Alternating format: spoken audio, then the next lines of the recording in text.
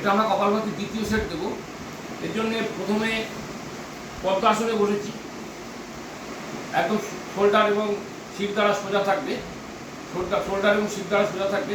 আর হাতের পজিশন হবে বিষ্ণু মুদ্রা, অর্থাৎ মধ্যের যে দুই আঙুল সেই আঙুল এই এই এই জায়গাটা লাগবে এবং এই বাকি তিনটে আঙুল স্ট্রেট থাকবে।